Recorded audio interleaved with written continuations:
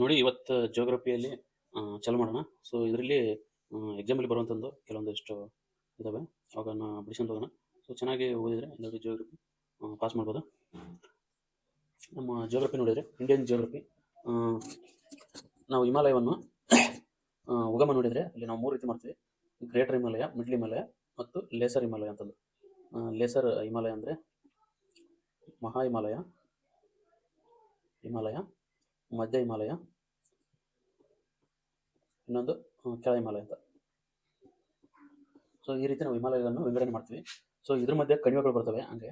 ಮತ್ತು ಹಿಮಾಲಯವನ್ನು ನಾವು ಶ್ರೇಣಿಗಳಂತ ಕರಿತೀವಿ. ಇವು 3ಗಳು ಶ್ರೇಣಿ ಅಂತ ಕರಿತೀವಿ. ಯಾಕಂದರೆ ಇವು ಹಿಂಗೆ ಉದ್ದಕ್ಕೆ ಹಂಚಿಕೊಂಡು ಹೋಗಿ, ಆದರೆ ಅಲ್ಲಿ ಸ್ವಲ್ಪ ಕಟ್ ಅದಾವೆ, ನಡಬರ್ಕ ದಾರಿ ಥರ ಇದೆ. ಇವಕ್ಕೆ ನಾವು ಕಣಿವೆಗಳು ಅಂತೀವಿ. ಹಿಂಗೆ ನಡಬರ್ಕ ಹಿಂಗೆ ಪಾಸಸ್ ಅಂತೀವಿ ನಾವು. ದಾರಿ ಈ ಕಡೆ ಟಿಬೆಟ್ ಮತ್ತು ಭಾರತ ಕನೆಕ್ಟಿವ್ ಆಗಿ ಕಂಡು ಬರ್ತವೆ ಇಂಥವು. ಸಿಪ್ಕಿಲಾ ಪಾಸ್, ಜೋಜಿಲಾ ಪಾಸ್ ಈ ರೀತಿ ಕೇಳಿರ್ಬೋದು, ಈ ರೀತಿಯಾಗಿ ಕೇಳಿರ್ತೀರಿ.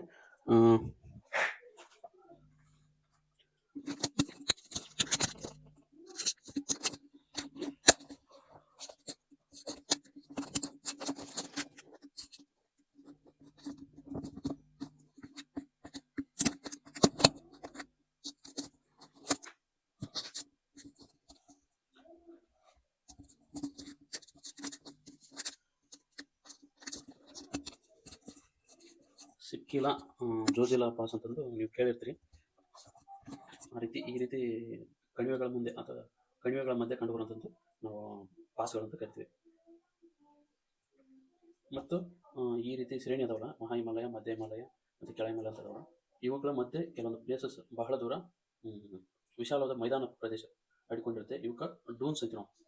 ಡೂನ್ಸ್, ಡೆಹ್ರಾಡೂನ್ ಆ ರೀತಿ. ಮತ್ತು ಈ ಕಡೆ ಹೋದರೆ ಈ ಈಸ್ಟರ್ನ್, ಹಿಂಗೆ ಭಾರತ ಇದೆ ಅಂದರೆ ಈ ಕಡೆ ಹೋದರೆ ಅರುಣಾಚಲ ಪ್ರದೇಶ, ಅಸ್ಸಾಮು, ಈ ಕಡೆ ಹೋದರೆ ನಾವು ಡೂರ್ಸ್ ಅಂತೀವಿ.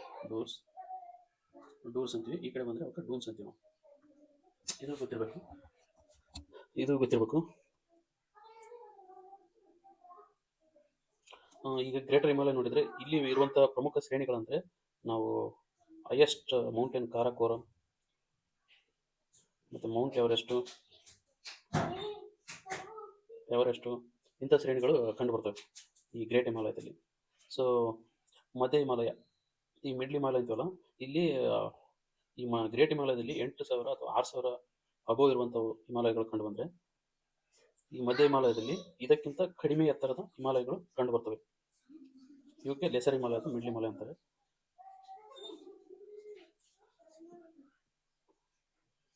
ಈ ನಾನು ಜಿಯೋಗ್ರಫಿ ಮಾಡಿದಂಥ ಯಾವ್ಯಾವ ಫೋಟೋ ತಗೊಂಡಿನಲ್ಲ, ಸೊ ನನಗೆ ಎಕ್ಸ್ಪ್ಲೇನ್ ಮಾಡ್ಕೊಂತ ಹೋಗ್ತೀನಿ ಅಷ್ಟೇ ನೋಡಿ. ಮತ್ತು ಜಾಸ್ಕರ್ ಶ್ರೇಣಿ ಇದು ಕಂಡುಬರೋದು ಈ ಮಿಡ್ಲ್ ಹಿಮಾಲಯದಲ್ಲಿ ಮಧ್ಯದಲ್ಲಿ ಕಂಡುಬರೋದು, ಅಂದರೆ ಜಮ್ಮು ಕಾಶ್ಮೀರ ಒಂದು ಭಾಗದಲ್ಲಿ ಕಂಡುಬರುವಂಥದ್ದು. ಮತ್ತು ಇದ್ರ ಕೆಳಗಡೆ ಪಿರ್ಪಂಚಾಲು, ಅದೇ ಇದು ಮಧ್ಯ ಹಿಮಾಲಯದಲ್ಲಿ ಕಂಡುಬರುವಂಥದ್ದು, ಇದನ್ನು ಕೂಡ ಮಧ್ಯ ಹಿಮಾಲಯದಲ್ಲಿ. ಮತ್ತು ಇನ್ನೊಂದು ಕಡೆ ನಾವು ನೋಡ್ಬೋದು, ಈ ಚಿತ್ರ ನೋಡಿ ಗೊತ್ತಾಗ್ತದೆ. ಹಿಂಗಿದೆ, ಈ ಶ್ರೇಣಿ ಮೇಲ್ಗಡೆ ಇದೆ, ಈ ಐಸ್ ಕರಗಿದ್ದು ಇಲ್ಲಿ ಬಂದು ಸೇರ್ಪಡೆ ಆಗುತ್ತದೆ. ಈ ಬೆಟ್ಟ ತುದಿಯಲ್ಲಿರೋ ಐಸು, ಅದು ಇಲ್ಲಿ ಇಳಿಜಾರು ಅಂತ ಇರೋ ಐಸು ಕರಗಿ ಬಂದು ಇಲ್ಲಿ ಸೇರ್ಪಡೆ ಆಗುತ್ತದೆ. ಸೊ ಈ ಒಂದು ಸೇರ್ಪಡೆ ಆದಂಥದ್ದು ಕಲ್ಲುಗಳು ಇಂಥದ್ದು ಎಲ್ಲ ಸೇರ್ಪಡೆ ಒಂದು ಪ್ರದೇಶ ನಿರ್ಮಾಣ ಆಗುತ್ತೆ. ಆ ಒಂದು ಪ್ರದೇಶಕ್ಕೆ ನಾವು ಕರೆವಾಸ್ ಅಂತೀವಿ ನಾವು. ಕರೆವಾಸ್ ಇವು ವಾಸಸ್ಥಾನಕ್ಕೆ ಯೋಗ್ಯವಾದಂಥ ಪ್ಲೇಸ್ಗಳು ಕಾಶ್ಮೀರದಕ್ಕೆ ಕಂಡುಬರ್ತದೆ. ಇವು ಟೆಂಪರೇಟ್ ಕ್ರಾಪ್ಸ್ ಬೆಳಿಬೋದು. ಇಲ್ಲ ಕರೆವಾಸ್ ಫಲವತ್ತಾದ ಪ್ರದೇಶವಾದ್ರಿಂದ ಇಲ್ಲಿ ನಾವು ಟೆಂಪರೇಟೆಡ್ ಅಂದರೆ ಸಮಶೀತೋಷ್ಣ ವಲಯ, ಈ ಜಮ್ಮು ಕಾಶ್ಮೀರದ ಸಮಶೀತೋಷ್ಣ ವಲಯದಾಗಿದೆ. ಹಂಗಾಗಿ ಇಲ್ಲೇ ಗೋಧಿ ಅಂತ ಬೆಳೆಯುವಂಥ ಪ್ಲೇಸ್ ಸಮಶೀತೋಷ್ಣ ವಲಯ. ಬಟ್ ಇಲ್ಲಿ ಕಾಶ್ಮೀರದಲ್ಲಿ ಈ ಒಂದು ಪ್ಲೇಸು ನೋಡಿ, ಇಲ್ಲಿಂದ ಮಣ್ಣು ಗಿಣ್ಣು ಅಂಥದ್ದು ಫಲವತ್ತಾದ ಮಣ್ಣು ಇಲ್ಲಿ ಬಂದು ಶೇಖರಣೆ ಆಗಿರ್ತದೆ ಈ ಬೆಟ್ಟದ ಈ ಕಡೆ ಹಿಂದ್ಗಡೆ. ಸೊ ಈ ಒಂದು ಫಲವತ್ತಾದ ಪ್ಲೇಸ್ ಆದ್ರಿಂದ ಸೊ ಇದಕ್ಕೆ ನಾವು ಕರೆವಾಸ್ ಅಂತೀವಿ. ಈ ಕರೆವಾಸ್ ಪ್ಲೇಸು ಕಾಶ್ಮೀರದಾಗಿದೆ, ಕಾಶ್ಮೀರದಲ್ಲಿ ಜಾಸ್ತಿ ಕಂಡು ಬರ್ತದೆ. ಹಂಗಾಗಿ ಇಲ್ಲಿ ಸಮಶೀತೋಷ್ಣ ವಲಯದಲ್ಲಿ ಬೆಳೆಯುವಂಥ ಕೆಲವೊಂದು ಪದಗಳನ್ನು ಬೆಳಿತೀವಿ. ಅದರಲ್ಲಿ ಜಫ್ರಾನ್, ಇದಕ್ಕೆ ನಾವು ಸಫ್ರಾನ್ ಅಂತೀವಿ ನಾವು. ಸಫ್ರಾನ್ ನೀವು ಕೇಳಿರ್ಬೋದು, ಸಫ್ರಾನ್ ಕೇಸರಿ ಅಂತೀವಿ ನಾವು. ಇದನ್ನು ಆರೋಗ್ಯಕ್ಕೆ ಒಳ್ಳೆಯದೊಂದು ಅತಿ ಸ್ವಲ್ಪ ಬೆಲೆ ಬಾಳುತ್ತದೆ. ಟೀಯಲ್ಲಿ ಬಳಸ್ತಾರೆ, ಮತ್ತು ಮಹಿಳೆಯರು ಕೂಡ ಇದನ್ನು ಹೆಲ್ತ್ ಸಲುವಾಗಿ ಯೂಸ್ ಮಾಡ್ತಾರೆ. ಮತ್ತು ಈ ಕರಿವಾಸದಲ್ಲಿ ಆ್ಯಪಲ್ ಕೂಡ ಬೆಳೀತಾರೆ, ಪೀಚ್ ಕೂಡ ಬೆಳೆಸ್ತಾರೆ, ಲೀಚಿ ಕೂಡ ಬೆಳೀತಾರೆ. ಇದು ಇಲ್ಲಿ ಗೊತ್ತಿರಬೇಕು. ನೆಕ್ಸ್ಟ್ ಇಮೇಜ್ ನೋಡಿದರೆ ಈ ಮಹಾ ಹಿಮಾಲಯ, ನೆಕ್ಸ್ಟ್ ಮಿಡ್ಲ್ ಹಿಮಾಲಯ, ಇಲ್ಲಿರುವಂಥದ್ದು ಕರೆವಸ್ಸು. ಸೊ ಇಲ್ಲಿ ಒಂದು ಸಮತಟ್ಟಾದ ಈಗ ಮಧ್ಯ ಹಿಮಾಲಯ ಮತ್ತು ಕೆಳ ಹಿಮಾಲಯ ಶಿವಾಲಿಕ್, ಶಿವಾಲಿಕ್ ಮತ್ತು ಮಧ್ಯ ಹಿಮಾಲಯ ಮಧ್ಯೆ ಕಂಡು ಬರುವಂಥ ಒಂದು ವಿಸ್ತಾರವಾದಂಥ ಭೂಮಿ ಹಿಂಗ ಹಿಮಾಲಯಗಳ ಮಧ್ಯೆ ಕಂಡು ಬರುವಂಥ ಒಂದು ವಿಸ್ತಾರವಾದ ಭೂಮಿಗೆ ನಾವು ಏನಂತೀವಿ ಡೂನ್ಸ್ ಅಂತ ಕರಿತೀವಿ. ಡೂನ್ಸ್ ಅಂತ ಕರಿತೀವಿ. ಈ ಈಶಾನ್ಯ ಭಾರತದಲ್ಲಿ ಅದನ್ನ ನಾವು ಕರೆವಾಸ್, ಡೌರಸ್ ಅಥವಾ ಡೌರಸ್ ಅಂತ ಕರಿತಾರೆ. ಮತ್ತೆ ಅಲ್ಲಿ ಇರುವಂಥ ಸರೋವರಕ್ಕೆ ನಾವು ತಾಲ್ಸ್ ಅಂತಾರೆ. ಏನು ಅಲ್ಲಿ ಡೂನ್ಸಲ್ಲಿ ಸರೋವರ ಕಂಡು ಬಂದರೆ ಅವಕ್ಕೆ ತಾಲ್ಸ್ ಅಂತಾರೆ. ತಾಲ್ಸ್ ಎಕ್ಸಾಂಪಲ್ ನೈನಿತಾಲ್, ಅಂದರೆ ಸರೋವರ ಅಲ್ಲ, ಇದೊಂದು ಪ್ಲೇಸ್ ಕೋಲ್ಡ್, ಗಿರಿಧಾಮ ಅಂತೀವಲ್ಲ ಆ ರೀತಿ. ಸೊ ಒಳ್ಳೆ ವಾತಾವರಣ, ವೆದರ್ ಇರ್ತದೆ. ಸೊ ಅತಿ ಶೀತ, ಜನ ಒಂದು ಉತ್ತಮ ಆರೋಗ್ಯವಾಗಿರಲು ಇಂಥ ಪ್ಲೇಸ್ಗೆ ಹೋಗಿ ಬರ್ತಾರೆ. ನೋಡಲು ಪ್ರವಾಸೋದ್ಯಮ ತಾಣ ಅಂತ ಹೇಳ್ಬೋದು ತಾಲ್ಸ್. ನೈನಿತಾಲ್ಸು ಎಕ್ಸಾಂಪಲ್ಲು.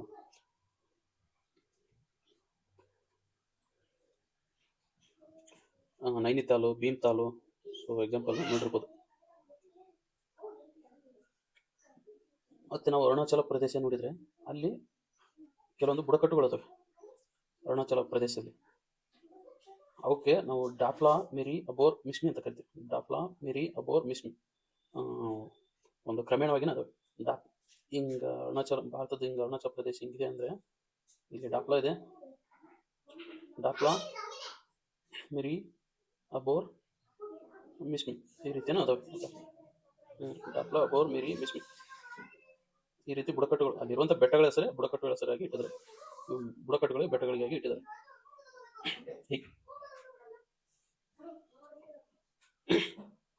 ಈ ಚಿತ್ರದಲ್ಲಿ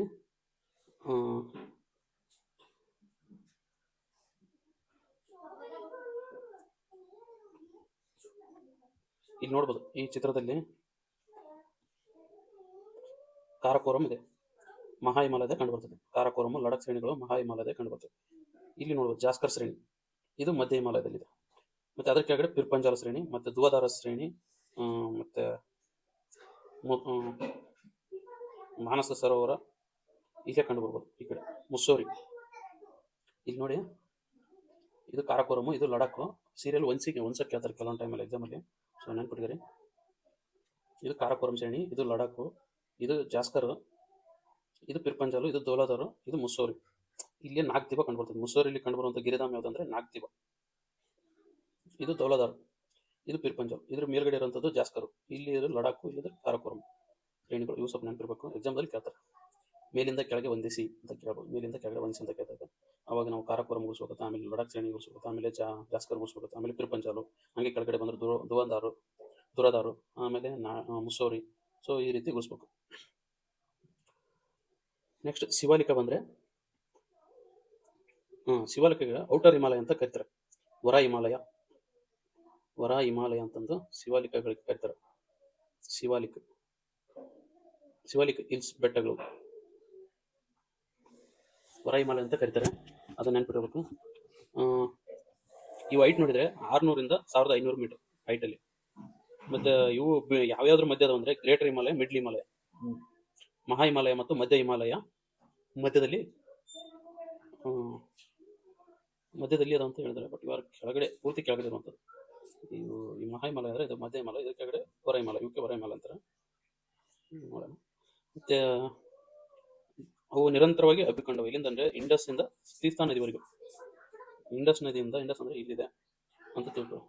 ತೀಸ್ತಾ ಅಂದರೆ ಈ ಕಡೆ ಬರ್ತದೆ, ಇಲ್ಲಿ ಬಿಹಾರ್ವರೆಗೆ ಬರ್ತದೆ ತೀಸ್ತಾನ. ಸೊ ಇಲ್ಲಿವರೆಗೆ ಹಬ್ಬಿಕೊಂಡಿದೆ ಅಂತ ಅಂದರೆ ಇವುಗಳು ಡೂನ್ಗಳು ಅಂತಲೂ ಕರೀತಾರೆ. ಕೆಲವೊಂದು ಶಿವಾಲಿಕಗಳ ಮಧ್ಯೆ ಕಂಡು ಬರುವಂಥ ಪ್ಲೇಸ್ಗೆ ಡೂನ್ಸ್ ಅಂತಾರೆ. ಅದೇನು ಫರ್ಟೈಲ್ ಅಲುವಿಯಲ್ ಮಣ್ಣು ಒಳಗೊಂಡಿರ್ತದೆ. ಸೊ ಅವಕ್ಕೆ ಈ ಕಡೆ ಪಶ್ಚಿಮ ಭಾರತದಲ್ಲಿ ಡೂನ್ಸ್ ಅಂತ ಕರೆದ್ರೆ, ಈಶಾನ್ಯ ಭಾರತದಲ್ಲಿ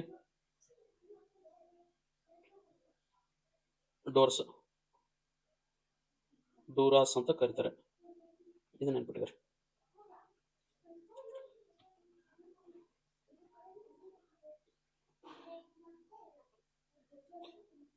ನೆಕ್ಸ್ಟ್ ಬರೋಣ ಪ್ಲಾಟ್ಯೂಗಳಿಗೆ ಬಂದಾಗ, ಮೌಂಟೇನ್ಸು ಮೌಂಟೇನ್ಸ್ ನೋಡೋಣ. ಪ್ಲಾಟೋದಲ್ಲಿ ಮೌಂಟೇನ್ಸ್ ಮೊದಲು ಅರಾವಳಿ ಅತಿ ಹಳೆಯ ಮೌಂಟೇನ್ಗಳು, ಪರ್ವತಗಳು, ಅತಿ ಹಳೆಯ ಪರ್ವತಗಳು ಮತ್ತು ಹಿಮಾಲಯಕ್ಕಿಂತನೂ ಹಳೆಯವು, ಲಯ ಉಗಮಕ್ಕಿಂತನೂ ಪೂರ್ವದಲ್ಲಿ ಜನಿಸಿವೆ, ಹುಟ್ಟಿವೆ. ಮತ್ತೆ ಇವು ಈ ಕೊರೆತಕ್ಕೆ ಈಡಾಗಿ ಅಂದರೆ ನದಿಗಳು, ಗಾಳಿ ಸವೆತ, ಇತರೆ ಅಂಶಗಳಿಂದ ಕೊರೆತಕ್ಕೆ ಈಡಾಗಿ ಏನು ಅವಶೇಷ ಪರ್ವತಗಳಾಗಿವೆ. ಅವಶೇಷ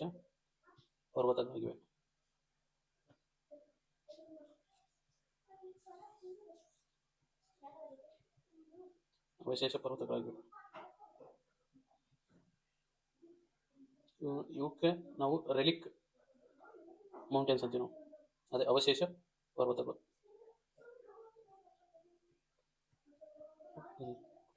ಮತ್ತೆ USA ಅಪಲೇಷಿಯನ್ ಪರ್ವತ ಅಂತ ಬರ್ತೀವಿ ನಾವು, ಅಪಲೇಷಿಯನ್ ಪರ್ವತ ಅಂತ ಬರ್ತವೆ. ಅವು ಕೂಡ ಇದಾದಂಥ ಉಳಿಕೆ ಪರ್ವತಗಳು. ಇದು ಗುಜರಾತ್, ರಾಜಸ್ಥಾನ್, ಹರಿಯಾಣ, ದೆಹಲಿವರೆಗೆ ಹಬ್ಬಿಕೊಂಡಿವೆ.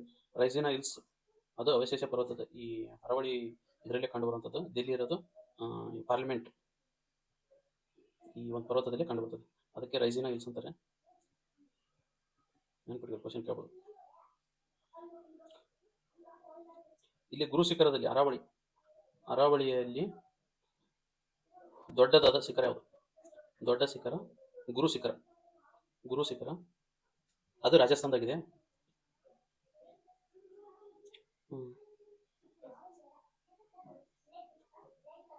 ಇಲ್ಲೇ ಗುರು ಶಿಖರ ಪ್ರಸಿದ್ಧವಾದ ಹೇಳ್ಬೇಕು. ಮತ್ತು ಇವು ಯಾವ ಕಡೆ ಅರಾವಳಿ ಭಾರತದಾಗ ಹರಡಿದೆ ಅಂದ್ರೆ, ಹಿಂಗೆ ನಮ್ಮ ಭಾರತ ಇದೆ ಅಂದ್ರೆ ಗುರು ಶಿಖರ ಈ ಕಡೆ ಇದೆ. ಅಂದ್ರೆ ಡೈರೆಕ್ಷನ್ ಆಗಿದೆ ಅಂದ್ರೆ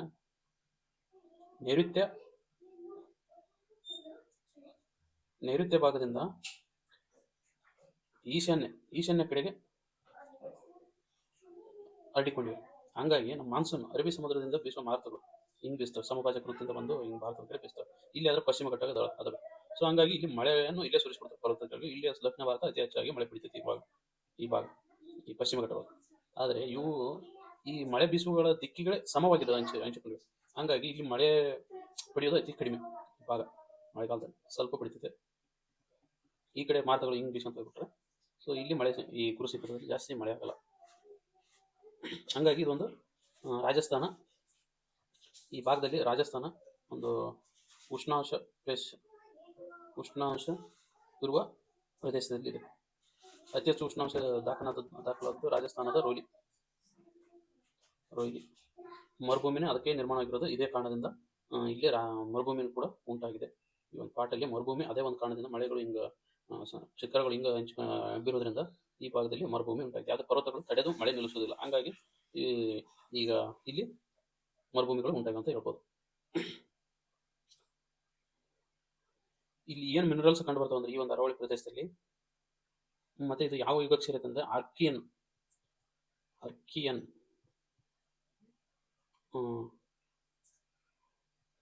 ಕಲ್ಲಿನ ಯುಗಕ್ಕೆ ಸೇರಿದೆ. ಇಲ್ಲಿ ಮಾರ್ಬಲ್ ಇತರೆ ಕಂಡು ಬರೋದು ನಾವು ನೋಡ್ಬೋದು. ನೋಡಿದ್ರೆ ಗುರು ಶಿಖರ ಮೌಂಟ್ ಅಬುದಾಗಿದೆ. ಮತ್ತೆ ಇಲ್ಲಿ ಗುರು ಶಿಖರದಲ್ಲಿ ನಾವು ಹೆಂಗಿದೆ ಅಂದ್ರೆ ಅರಾವಳಿ ಹಿಂಗೆ ಅಂದ್ರೆ ಇಲ್ಲೊಂದು ಗುರು ಶಿಖರ ಮೌಂಟ್ ಅಬುದಲ್ಲಿ ಗುರು ಶಿಖರ ಇದೆ. ಇಲ್ಲಿನೇ ಬನಾಸ್ ನದಿ ಹುಟ್ಟು ಬರ್ತದೆ. ಬನಾಸ್ ನದಿ ಹುಟ್ಟುತ್ತದೆ, ಇದು ನೆನಪಿರಲಿ. ಮತ್ತೆ ಇಲ್ಲಿ ಮೌಂಟ್ ಅಬುದಲ್ಲಿ ದಿಲ್ವಾರ ಟೆಂಪಲ್ ಇದೆ, ದೇವಸ್ಥಾನ. ಇದು ಜೈನರ ಪವಿತ್ರ ಸ್ಥಳವಾಗಿದೆ. ಸೊ ಇದು ನೆನಪಿಟ್ಟಿದ್ರು. ಇದು ವರ್ಷ ಭೂಮಿಯಲ್ಲಿ ಕಂಡುಬರುವಂಥ ಪರ್ವತಗಳು. ಅರಾವಳಿ ನೋಡಿದ್ವಿ, ಅರಾವಳಿ ಪರ್ವತ. ಸೊ ನೆಕ್ಸ್ಟ್ ನೋಡೋಣ.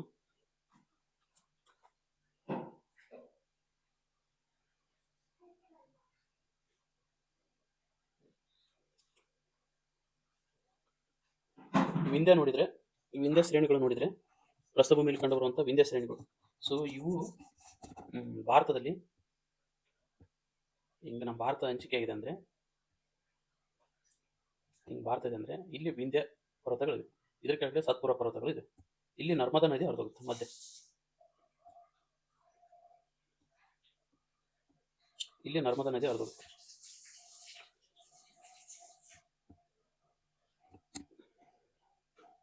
ಇಲ್ಲಿ ನರ್ಮದಾ ವಿಂಧ್ಯ ಪರ್ವತ, ಇಲ್ಲಿ ಸಾತ್ಪುರ ಬೆಟ್ಟಗಳು, ಇಲ್ಲಿನ ತಪತಿ ನದಿ ಹುಟ್ಟುತ್ತೆ ಕೆಳಗಡೆ, ಮತ್ತೆ ನರ್ಮದಾ ನದಿ ಅರಬ್ಬಿ ಸಮುದ್ರ ಸೇರುತ್ತೆ, ತಪ್ತಿ ನದಿನೂ ಅರಬ್ಬಿ ಸಮುದ್ರ ಸೇರುತ್ತೆ. ಬಟ್ ವಿಂಧ್ಯ ಬಗ್ಗೆ ಹೇಳ್ತಾ ಹೋದ್ರೆ ಇದು ಒಂಥರ ಎಸ್ಕಾರ್ಪ್ಮೆಂಟ್. ಎಸ್ಕಾರ್ಪ್ಮೆಂಟ್ ಅಂದ್ರೆ ಈ ಒಂದು ಪ್ರಸ್ಥ ಭೂಮಿಯ ಈ ಮಾಳುವ ಪ್ರಸ್ಥ ಭೂಮಿಯ ಒಂದು ತುದಿಯಲ್ಲಿ ಎಡ್ಜ್ ಅಂತೀವಲ್ಲ ಆ ಭಾಗ, ತಿರುದಾದ ಭಾಗ ಎಸ್ಕಾರ್ಪ್ಮೆಂಟ್. ಇಲ್ಲಿ ವಿಂಧ್ಯ ಪರ್ವತದಲ್ಲಿ ನಾವು ಲೈಮ್ ಸ್ಟೋನ್ ಮತ್ತು ಮಾರ್ಬಲ್ ನೋಡ್ಬೋದು, ಅದೇ ಸುಣ್ಣ ಮತ್ತು ಮಾರ್ಬಲ್ ನೋಡ್ಬೋದು. ಮನೆ ಕಟ್ಟಲು ಬಳಸ್ತೀವಿ ಇಂಥ ವಸ್ತು ಇಲ್ಲಿ ಕಂಡು ಬರುತ್ತೆ. ಇದು ವಿಂಧ್ಯ ಕೈಮೂರ್ ರೇಂಜ್ ಎಕ್ಸ್ಟೆನ್ಷನ್ ಅಂತ ಕರಿತಿರುತ್ತೆ. ಕೈಮೂರ್ ರೇಂಜ್ ಎಕ್ಸ್ಟೆನ್ಷನ್ ಆಗಿದೆ, ಇದೊಂದು ಬ್ಲಾಕ್ ಅಂತ ಅನ್ಬೋದು. ಸೊ ಇದು ಹೆಂಗ್ ಹುಟ್ಟಿದೆ ಅಂದ್ರೆ ಕೈಮೂರ್ ಪರ್ವತದ ವಿಸ್ತರಿಸಿದ ಭಾಗ ಅನ್ಬೋದು. ಹಿಂಗೆ ಪರ್ವತ ಇದೆ ಅಂದ್ರೆ ಇದು ಒಂದು ಪಾರ್ಟ್, ಸಿಂಪಲ್ ಎಡ್ಜ್ ಇದೇ ವಿಂಧ್ಯ. ಮತ್ತೆ ಇದು ಏನು ಬ್ಲಾಕ್ ಅಂತ ಇರುತ್ತೆ ನೋಡ್ಬೋದು ನಾವು. ಸೀಳು ಕಣಿವೆ ಹೆಂಗೆ ನಿರ್ಮಾಣ ಆಯ್ತು ಅಂದ್ರೆ, ಸೊ ಎರಡು ಭಾಗಗಳು ಹಿಂಗೆ ಎತ್ತಲ್ಪಟ್ಟಾಗ ಬ್ಲಾಕ್ ಅಂದ್ರೆ ಇಷ್ಟು, ಒಂದು ಭಾಗ ಕುಸಿಯಲ್ಪಡುತ್ತೆ, ಒಂದು ಭಾಗ ಮೇಲೆ ಎತ್ತಲ್ಪಡುತ್ತೆ. ಈಗ ಎದ್ದಂತ ಭಾಗಕ್ಕೆ ನಾವು ಬ್ಲಾಕ್ ಅಂತೀವಿ. ಇದು ವಿಂಧ್ಯ ಆದ್ರೆ ಇದು ಸತ್ಪುರ ಬೆಟ್ಟಗಳು, ಇದ್ರ ಮಧ್ಯದಲ್ಲಿ ನರ್ಮದಾ ನದಿ ಇದೆ, ನರ್ಮದಾ ನದಿ ಹರ್ಕೊಂಡು ಹೋಗುತ್ತೆ. ಇದು ಸೀಳು ಕಣಿವೆ ಅಂತೀವಿ ನಾವು. ಇದು ಹೆಂಗ್ ನಿರ್ಮಾಣ ಆಗಿರುತ್ತೆ ಅಂದ್ರೆ, ಸೀಳು ಕಣಿವೆ ಜ್ವಾಲಾಮುಖಿ ಅವಧಿಲಿ ಇಷ್ಟು ಭೂಮಿ ಇದೆ ಅಂದ್ರೆ ಯಾವಾಗಲೂ ಲಾವಾ ಹಿಂಗ್ ಫ್ಲೋ ಆಗ್ತಾ ಇರುತ್ತೆ, ಲಾವಾ ಹಿಂಗ್ ಹೋಗಿ ಹಿಂಗ್ ಹರಿದು ಹೋಗ್ತಾ ಇರುತ್ತೆ.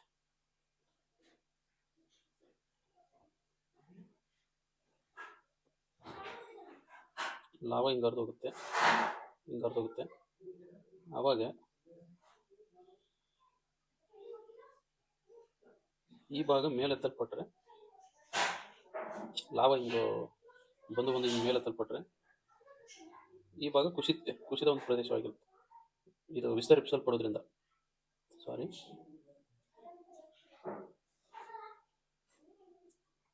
ಹಿಂಗಿದೆ ಅಂದ್ರೆ ಲಾವಾ ಕಾರ್ಯಾಚರಣೆಯಿಂದ ಭೂಮಿ ಹಿಂಗೆ ವಿಸ್ತರಿಸಲ್ಪಡುತ್ತಾ ಹೋಗುತ್ತೆ. ಹಿಂಗೆ ಈ ಕಡೆ ಹಿಗ್ತಾ ಹೋಗುತ್ತೆ. ಈ ಕಡೆ ಡೈವರ್ಜೆಂಟ್ ಮತ್ತು ಕನ್ವರ್ಜೆಂಟ್ ಆಕ್ಷನ್ಗಳಿಂದ ಭೂಖಂಡಗಳ ವಿಸ್ತರಣೆ ಅಥವಾ ಇದರಿಂದ ಹಿಂಗೆ ಹಿಗ್ತಾ ಹೋಗುತ್ತೆ. ಈ ಒಂದು ನದಿ ಭಾಗ ತಗ್ಗಾಗುತ್ತೆ, ಅಥವಾ ಈ ರೀತಿನೂ ಇರ್ಬೋದು. ಈ ಲಾವಾಗಳು ಹಿಂಗೆ ಬಂದು ಗುಮ್ಮಟ ಆಗುತ್ತೆ. ಬಟ್ ಹಿಂಗೆ ಭೂಮಿ ಸರಿಯೋದ್ರಿಂದ ಈ ಕಡೆ ಇಲ್ಲಿ ಸೀಳು ಕಣಿವೆ ಉಂಟಾಗುತ್ತೆ, ತಗ್ಗಾದ ಪ್ಲೇಸು. ಇದು ಎತ್ತರ ಪ್ಲೇಸ್ ಆಗಿರುತ್ತೆ.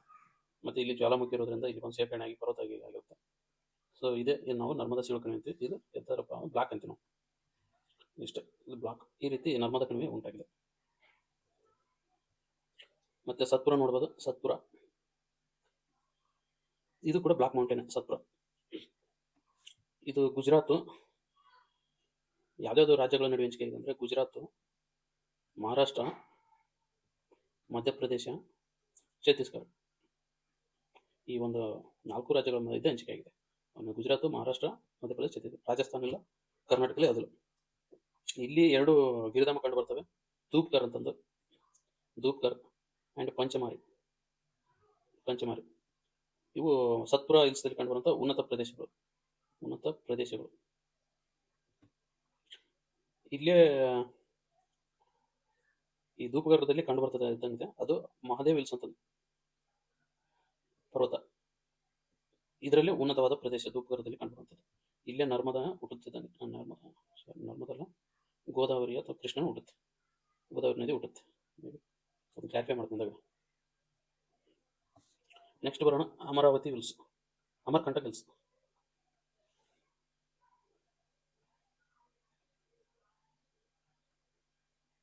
ಪರ್ವತ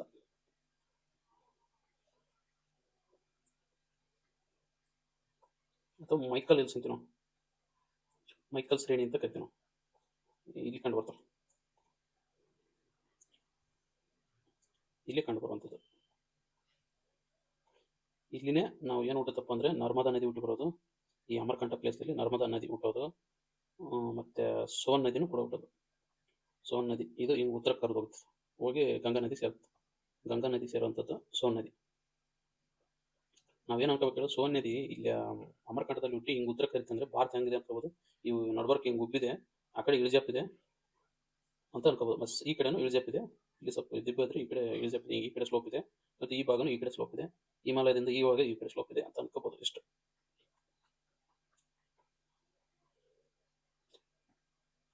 ಮತ್ತು ರಿವರ್ ತಪ್ತಿ ನದಿ ಮುಲ್ತಾಯ್ ಎಂಬಲ್ಲಿ ಹುಟ್ಟುತ್ತೆ. ರಿವರು ತಪ್ತಿ ನದಿ ಮುಲ್ತಾಯ್ ಎಂಬಲ್ಲಿ ಹುಟ್ಟುತ್ತೆ. ಇದು ಇಲ್ಲಿ ಕಂಡುಬರುವಂಥ ಒಂದು ಯಾವ ವಾತಾವರಣ ಕಂಡುಬರುತ್ತೆ ಅಂದರೆ ಟ್ರಾಪಿಕಲ್ ಡೆಸಿಡಿಯಸ್ ಫಾರೆಸ್ಟ್, ಅಂದರೆ ಎಲೆ ಉದುರುವ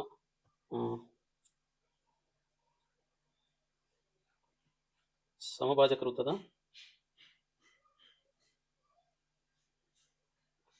ಎಲೆ ಉದುರುವ ವಾತಾವರಣ ಪ್ರದೇಶದಲ್ಲಿ ಕಂಡುಬರುತ್ತೆ.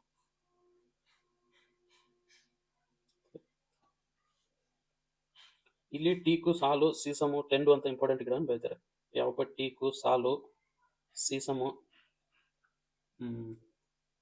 ತೆಂಡು ಇಲ್ಲಿ ಬೆಳಿತಾರೆ. ಮತ್ತೆ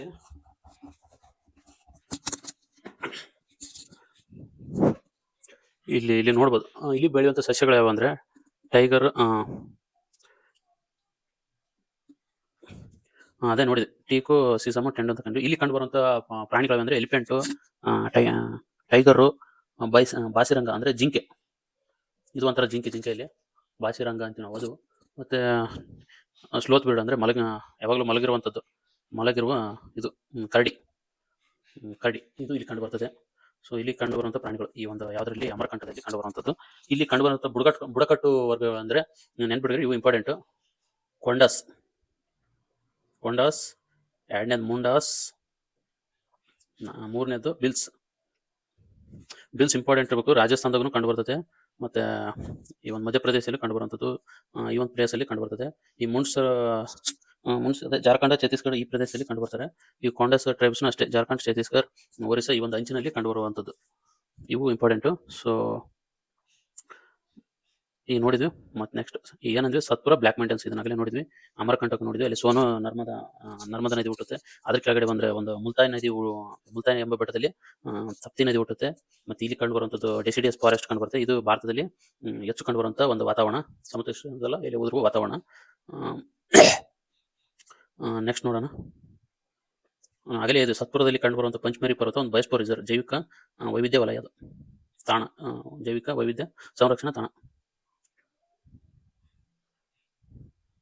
ಸಂರಕ್ಷಣಾ ತಾಣ ನೆನಪಿರಲಿ.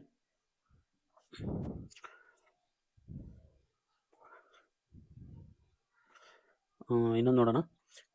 ಇಲ್ಲೊಂದು ನಮ್ಮ ಇಂಡಿಯಾ ಮ್ಯಾಪ್ ನೋಡಿದರೆ, ಸೊ ಕರಾವಳಿಯಲ್ಲಿ ಕಂಡು ಬರುವಂಥದ್ದು ಕೆಲವೊಂದು ಬೆಟ್ಟಗಳಿದಾವೆ, ಪರ್ವತಗಳು.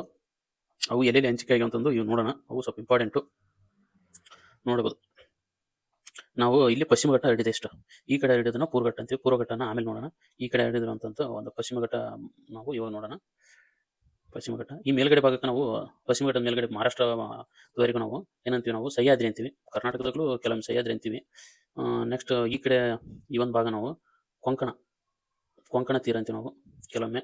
ಮತ್ತು ಗೋವಾದಿಂದ ಈ ಕಡೆ ಕೆಳಗಡೆ ಮಲಬಾರ್, ಕರಾವಳಿ, ಕೇರಳವರೆಗೂ ನಾವು ಮಲಬಾರ್ ತೀರ ಅಂತೀವಿ ನಾವು. ಅಂದರೆ ಮಲಬಾರ್ ಅಂತ ಯಾಕೆ ಫೇಮಸ್ ಅಂದರೆ ಮಸಾಲೆ ಪದಾರ್ಥನೂ ಚೆನ್ನಾಗಿ ಬೆಳಿತೀವಿ. ಮಸಾಲೆ ಪದಾರ್ಥ ಚೆನ್ನಾಗಿ ಬೆಳೆಯೋದ್ರಿಂದ ಇವನು ಮಲಬಾರ್ ತೀರ ಅಂತ ಅಂತೀವಿ ನಾವು. ಈ ನೋಡ್ಬೋದು, ನಮ್ಮ ಈ ಕರ್ನಾಟಕದಲ್ಲಿ ಹರಡಿರುವಂಥ ಪಶ್ಚಿಮ ಘಟ್ಟ ಈ ಒಂದು ಭಾಗದಲ್ಲಿ ನಾವು ಅತಿ ಎತ್ತರವಾದ ಒಂದು ಕರ್ನಾಟಕದ ಒಂದು ಪ್ಲೇಸ್ ಕಾಣ್ತೀವಿ. ಅದು ಮುಳ್ಳಯ್ಯನಗಿರಿ ಅಂತಂದು ಗಿರಿ. ಅದು 1913 ಮೀಟರ್ ಎತ್ತರ ಇದೆ ಸಮುದ್ರದಿಂದ. ಸೊ ಅದರಲ್ಲಿ ಮುಳ್ಳಯ್ಯನಗಿರಿ ಫೇಮಸ್ಸು. ಅದು ದೊಡ್ಡ ಬೆಟ್ಟದಲ್ಲಿ ಕಂಡು ಬರ್ತದೆ, ದೊಡ್ಡ ಬೆಟ್ಟದಲ್ಲಿ ಕಂಡು ಬರ್ತದೆ. ಸೊ ಮುಳ್ಳಯ್ಯನಗಿರಿ ಇರೋದು ಶಿವಮೊಗ್ಗದಲ್ಲಿ, ಇದು ಚಿಕ್ಕಮಂಗ್ಳೂರು. ಸೊ ನೆನ್ಪಿಟ್ಟಿದ್ರೆ ಎಕ್ಸಾಮ್ ಪರ್ಪಸ್ ಇಂಪಾರ್ಟೆಂಟು, ಸೊ ಕೇಳ್ತಾರೆ. ನೆಕ್ಸ್ಟ್ ಹೋಗೋಣ. ನೆಕ್ಸ್ಟ್ ಅದ್ರ ಕೆಳಗಡೆ ಬಂದರೆ ಇಲ್ಲಿ ನೀಲಗಿರಿ ಅಂತ ಕಂಡು ಬರ್ತದೆ. ಸೊ ನೀಲಗಿರಿ ಪೂರ್ವಘಟ್ಟ ಮತ್ತು ಪಶ್ಚಿಮ ಘಟ್ಟ ಸೇರುವ ಸ್ಥಳ. ಎರಡನೇದು ಕರ್ನಾಟಕ, ಕೇರಳ, ತಮಿಳುನಾಡು ಈ ಮೂರು 3 ರಾಜ್ಯ ಹಂಚಿಕೆ ರಾಜ್ಯಗಳು ಸಂಧಿಸುವ ಸ್ಥಳ. 3 ರಾಜ್ಯಗಳು ಗಡಿ ಹಂಚಿಕೊಳ್ಳುವ ಸ್ಥಳದಲ್ಲಿದೆ ನೆನಪಿಟ್ಕೋಬೇಕು. ಸ್ಥಳದಲ್ಲಿದೆ. ಇಲ್ಲಿ ನೀಲಗಿರಿ ತಾರ್ ಎಂಬುದು ಒಂದು ಪ್ರಾಣಿ, ಜಿಂಕೆ, ಅದನ್ನು ಫೇಮಸ್ ಇದೆ. ನೀಲಗಿರಿ ತಾರ್ ಅದು ಇಲ್ಲಿಯೇ ಫೇಮಸ್ಸು. ಅದು ಇಲ್ಲೇ ಇರುವಂಥ ದೇಶೀಯ ಒಂದು ಪ್ರಾಣಿ, ಅದು ಅಲ್ಲಿದೆ, ಅದು ಫೇಮಸ್ಸು. ಸೊ ಮತ್ತು ಊಟಿ ಎಂಬುದು ಒಂದು ಅದ ಗಿರಿಧಾಮ ಇದೆ. ಹಲವಾರು ಪ್ರವಾಸಿಗರು ಇಲ್ಲಿ ವಿಸಿಟ್ ಕೊಡ್ತಾರೆ. ಹಲವಾರು ಪಾರ್ಕ್ಗಳಿವೆ ಇಲ್ಲಿ, ವನ್ಯಜೀವಿ ಧಾಮಗಳಿವೆ. ಬಂಡೀಪುರ ಮತ್ತು ಸತ್ಮಲೈ, ಮುನ್ನೇರು, ಅವು ಇವು ಅಂತ ಇದ್ದಾವೆ. ಸೈಲೆಂಟ್ ವ್ಯಾಲಿ ಅವು ಇಲ್ಲೇ ಬರ್ತವೆ ಅಂದರೆ ಮುಂದೆ ನೋಡೋಣ, ಕ್ಲಾರಿಫೈ ಮಾಡ್ತೀನಿ. ಅವು ಇಲ್ಲೇ ಕಂಡು ಬರ್ತವೆ. ಸೊ ಅದ್ರ ಕೆಳಗಡೆ ಹೋದರೆ ಅಣ್ಣಮಲೈ ಇದೆ. ಅಣ್ಣಮಲೈ ಬೆಟ್ಟಗಳು ಕಂಡು ಬರ್ತವೆ. ಅಣ್ಣಮಲೈ ಬೆಟ್ಟಗಳು ಕಂಡು ಬರ್ತವೆ. ನೆಕ್ಸ್ಟ್ ಅದ್ರ ಕೆಳಗಡೆ ಹೋದರೆ ಪಾಲನಿ ಬೆಟ್ಟ ಕಂಡು ಬರ್ತವೆ. ಅದ್ರ ಕೆಳಗಡೆ ಹೋದರೆ ಕಾಡಮಂ ಬೆಟ್ಟಗಳು ಕಂಡು ಬರ್ತವೆ. ಅಣ್ಣಮಲೈ ಬೆಟ್ಟಗಳು ಇಲ್ಲಿ ಕಂಡು ಬರ್ತವೆ. ಅಣ್ಣಮಲೈ ಗೊತ್ತು, ಫೇಮಸ್ ಹೆಸರು ಕೇಳ್ತೀರಿ. ಪಾಲನಿ ಬೆಟ್ಟಗಳು ಕಂಡು ಬರ್ತವೆ. ಆಮೇಲೆ ಕಾಡಮಂ ಬೆಟ್ಟಗಳು ಕಂಡು ಬರ್ತವೆ, ನೆನ್ಪಿಟ್ಕೊರಿ. ನೆಕ್ಸ್ಟ್ ಈ ಬೆಟ್ಟಗಳು, ಇಲ್ಲಿ ಪರ್ವತಗಳು ಕಂಡು ಬರ್ತವೆ ಅಂದ್ರೆ ಇವುಗಳ ಮಧ್ಯೆ ಕೆಲವೊಂದಿಷ್ಟು ಪಾಸ್ಗಳು ಅಂದರೆ ದಾರಿ, ಅಂದರೆ ಆ ಕಡೆ ಈ ಕಡೆ ಜನರು ಸಂಪರ್ಕಕ್ಕಾಗಿ ಅಡ್ಡಾಡಕ್ಕೆ ಮಧ್ಯೆ ಕಂಡು ಬರ್ತವೆ. ಆ ಪಾಸ್ಗಳನ್ನ ನೋಡೋಣ. ಅವು ಇಂಪಾರ್ಟೆಂಟು, ಅವು ಎಕ್ಸಾಮ್ದಲ್ಲಿ ಕೇಳುವಂಥವು ಒಳ್ಳೆ. ಸೊ ಅವು ಯಾವ್ಯಾವ ಅಂತ ನೋಡೋಣ. ಮೊದಲನೇದಾಗಿ ತಾಲ್ಘಾಟ್ ಎಲ್ಲಿದೆಪ್ಪ ಅಂದರೆ ಮಹಾರಾಷ್ಟ್ರದಲ್ಲಿದೆ. ಮುಂಬೈ ಮತ್ತು ನಾಸಿಕ್ ಸಂಪರ್ಕ ಮಾಡ್ತದೆ. ಮುಂಬೈ ಮತ್ತು ನಾಸಿಕ್ ಸಂಪರ್ಕ ಮಾಡೋದು ಈ ತಾಲ್ಘಾಟ್. ಆಮೇಲೆ ಬೋರ್ಘಾಟ್ ಏನಪ್ಪ ಅಂದರೆ ಇದು ಪುಣೆ ಮತ್ತು ಮುಂಬೈ ಸಂಪರ್ಕ. ಬೋರ್ಘಾಟ್ ಮುಂಬೈ ಮತ್ತು ಪುಣೆ ಸಂಪರ್ಕ ಮಾಡೋದು ಬೋರ್ಘಾಟು. ನಾಸಿಕ್ ಮತ್ತು ಮುಂಬೈ ಕನೆಕ್ಟ್ ಮಾಡುವಂಥದ್ದು ತಾಲ್ಘಾಟು. ಇವು ನೆನ್ಪಿಟ್ಕೊರಿ. ಇಲ್ಲಿ ಮುಂಬೈ ಇದೆ, ಇಲ್ಲಿ ನೋಡ್ಬೋದು. ಇಲ್ಲಿ ತಾಲ್ಘಾಟ್ ಇದೆ, ಈ ಕಡೆ ನಾಸಿಕ್ ಇದೆ, ಈ ಕಡೆ ಒಂದು ಘಾಟು ಇಲ್ಲಿಗೆ ಇದು ಮಾಡುವಂಥದ್ದು ತಾಲ್ಘಾಟು. ಮತ್ತು ಇಲ್ಲಿ ಪುಣೆ ಇದೆ, ಇಲ್ಲಿ ಘಾಟ್, ಇದು ಬೋರ್ಘಾಟು. ಈ ಕಡೆ ಮುಂಬೈ ಇದೆ, ಇಲ್ಲಿ ಕನೆಕ್ಟ್ ಆಗ್ಬೇಕಂದ್ರೆ ಈ ಬೋರ್ಘಾಟ್ಲಿಂದ ಹೋಗಿ ಈ ಕಡೆ ಬರ್ಬೇಕಂದ್ರೆ ತಾಲ್ಘಾಟು. ಮತ್ತು ನಮ್ಮ ಕರ್ನಾಟಕದಲ್ಲಿ ಇಲ್ಲಿ ಎತ್ತರವಾದ ಪರ್ವತ ಬಾಬಾ ಬುಡನ್ಗಿರಿ ಒಂದು ಬೆಟ್ಟನೂ ಇದೆ, ಅದನ್ನ ನೆನ್ಪಿಟ್ಕೋಬೇಕು. ಅದು ದೊಡ್ಡ ಬೆಟ್ಟದಲ್ಲಿ ಕಂಡು ಬರುವಂಥದ್ದು ಇಲ್ಲಿ. ನೆಕ್ಸ್ಟ್ ಇಲ್ಲಿ ನೀಲಗಿರಿ ಇದಾವೆ, ಸೊ ಅದನ್ನ ನೋಡ್ಬೋದು. ಮತ್ತು ಇಲ್ಲಿ ನೋಡ್ಬೋದು ಕೇರಳ, ಕೊಯಮತ್ತೂರು ಅಂತ ತಿಳ್ಕೊಳ್ಳಿ. ಈ ಕಡೆಯಿಂದ ಈ ಕಡೆ ತಮಿಳ್ನಾಡು. ಇಲ್ಲಿ ಕೇರಳ ಇದ್ರೆ ಕೊಯಮತ್ತೂರಿಂದ ತಮಿಳ್ನಾಡು ಕನೆಕ್ಟ್ ಮಾಡುವಂಥದ್ದೇ ನಾವು ಪಾಲ್ಘಾಟ್ ಅಂತೀವಿ. ಪಾಲ್ಘಾಟ್ ಕೇರಳ ತಮಿಳ್ನಾಡು ಸಂಪರ್ಕ ಮಾಡೋದಂತೆ ಪಾಲ್ಘಾಟ್, ನೆನ್ಪಿಟ್ಕೊರಿ.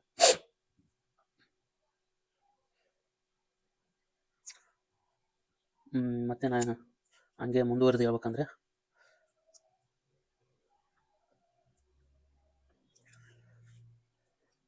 ಈ ಸಹ್ಯಾದ್ರಿ ಶ್ರೇಣಿಗಳು, ಈ ಪ್ಲೇಟು ಹುಟ್ಟಿರೋದು ಇಲ್ಲಿ ಹುಟ್ಟಿದಂಥ ಒಂದು ಪರ್ವತ ಪ್ರಸ್ಥಭೂಮಿ ಲಾವಾ ಒಂದು ಭಾಗದಿಂದ ಹುಟ್ಟಿರುವಂಥದ್ದು. ಲಾವಾ ಭೂಮಿಯ ಒಂದು ಲಾವಾ ಪದಾರ್ಥಗಳು ಅದರಿಂದ ಹೊರಬರುವ ಒಂದು ಪ್ರಕ್ರಿಯೆಯಿಂದ ಹುಟ್ಟಿರುವಂಥದ್ದು. ಈ ಹಂಗಂದ್ರೆ ಭಾರತ ಮೊದಲು ಸಂಭಾಜಕ ವೃತ್ತದ ಹತ್ರ ಒಂದು ಕೂಡಿತ್ತು. ಈ ಕಡೆ ಸಂಭಾಜಕ ವೃತ್ತ ದಾಟಿ, ಸೊ ಇದು ಹಿಂಗೆ ದಾಟಿ ಬರುವಾಗ ಆಫ್ರಿಕಾ ಖಂಡ ಈ ಕಡೆ ಹೊಂಟಿತ್ತು. ಅವಾಗ ಆಫ್ರಿಕಾ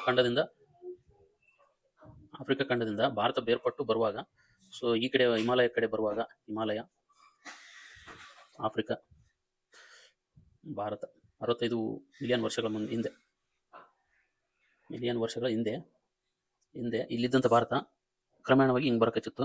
ಇಲ್ಲೇ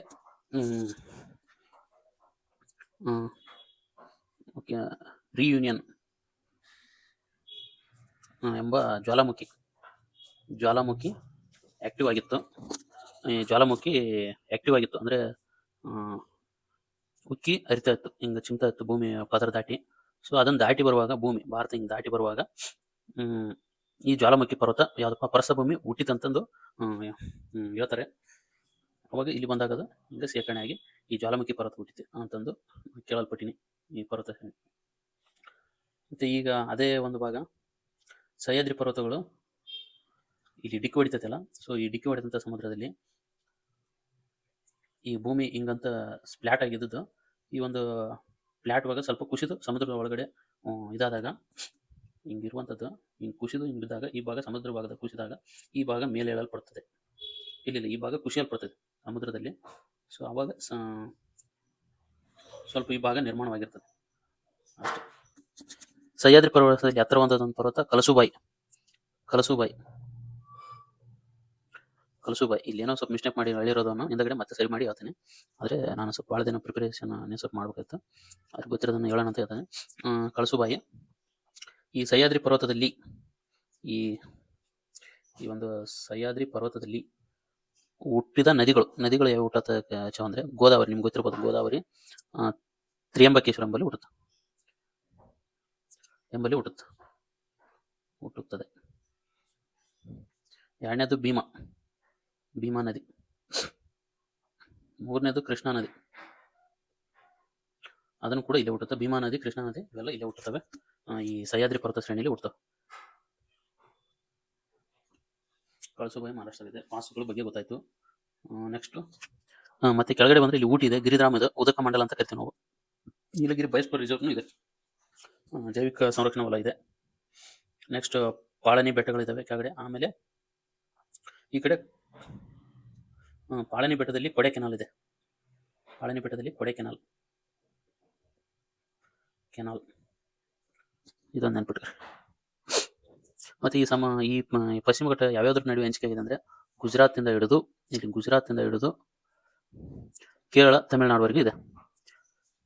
ಗುಜರಾತ್, ಮಹಾರಾಷ್ಟ್ರ, ಗೋವಾ, ಕರ್ನಾಟಕ, ಕೇರಳ, ತಮಿಳುನಾಡು ಇಲ್ಲಿವರೆಗೆ ಹಬ್ಬಿದೆ. ಗುಜರಾತ್, ಮಹಾರಾಷ್ಟ್ರ,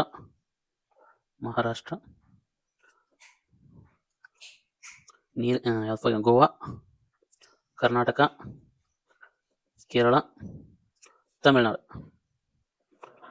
ಇಲ್ಲಿವರೆಗೆ ಹಬ್ಬಿದೆ. 1, 2, 3, 4, 5, 6 ಈ 6 ರಾಜ್ಯಗಳ ಮಧ್ಯೆ ಹಂಚಿಕೆ ಆಗಿದೆ. ಈ ನಮ್ಮ ಬಾಬಾ ಬುಡಗನಗಿರಿ ಪ್ಲೇಸ್ ಇದೆಯಲ್ಲ, ಇದು ಕಾಫಿ ಎಸ್ಟೇಟ್ಗಳಿಗೆ ಫೇಮಸ್ ಇದೆ. ಕಾಫಿ ಬೆಳೀತಾರೆ ಇಲ್ಲಿ. ಮತ್ತೆ ನಮ್ಮ ಭಾರತದಲ್ಲಿ ಪ್ರಪ್ರಥಮವಾಗಿ ಬಾಬಾ ಬುಡನ್ ಎಂಬ ಒಬ್ಬ ಸಾಧು ಇಲ್ಲಿ ಕಾಫಿ ಬೀಜವನ್ನು ಮೊದಲು ಬೆಳೆಯಲು ಪ್ರಾರಂಭಿಸಿದಂತ ಇದೆ. ಬೀಜ ನೆಟ್ಟ ಅದಕ್ಕೆ ಆತನ ಹೆಸರನ್ನು ಈ ಚಂದ್ರದ್ರೋಣ ಪರ್ವತಕ್ಕೆ ಇಡಲಾಗಿದೆ ಅಂತ ಹೇಳಲಾಗಿದೆ. ಇದು ಚಿಕ್ಕಮಗಳೂರು ಜಿಲ್ಲೆಯಲ್ಲಿದೆ. ಬಾಬಾ ಬುಡನ್ ಚಿಕ್ಕಮಗಳೂರು ಜಿಲ್ಲೆ ಇದೆ. ಮತ್ತು ಇಲ್ಲಿ ಪಕ್ಕದಲ್ಲಿ ಕುದುರೆಮುಖ ಐರನ್ ತೆಗೆಯಲಾಗುತ್ತದೆ. ಇವಾಗ ಇದನ್ನು ಬಂದ್ ಮಾಡಿದ್ದಾರೆ ಸುಪ್ರೀಂ ಕೋರ್ಟ್ ಆದೇಶ ಮೇರೆಗೆ. ಮತ್ತೆ ಅಣ್ಣಾಮಲೈ, ಇಲ್ಲಿ ನೋಡಿ ನೀರುಗಳಿಗೆ ಕೆಳಗಡೆ ಅಣ್ಣಾಮಲೈ ಬೆಟ್ಟಗಳು. ಅಣ್ಣಾಮಲೈನಲ್ಲಿ ಇರುವಂತಹ ಒಂದು ಪರ್ವತ ಯಾವುದಪ್ಪ ಅಂದ್ರೆ ಅಣ್ಣಾಮುಡಿ ಎತ್ತರ ಪ್ರದೇಶ. ಅಲ್ಲಿ ಅಣ್ಣಾಮುಡಿಯಲ್ಲಿ ಇಂದಿರಾ ಗಾಂಧಿ ಟೈಗರ್ ರಿಸರ್ವ್ ಇದೆ. ಇಂದಿರಾ ಗಾಂಧಿ ಹುಲಿ ಸಂರಕ್ಷಣಾ ರಿಸರ್ವ್ ಇದೆ. ಹುಲಿ ಸಂರಕ್ಷಣಾ ರಿಸರ್ವರ್ ಸ್ಥಳ ಇದೆ.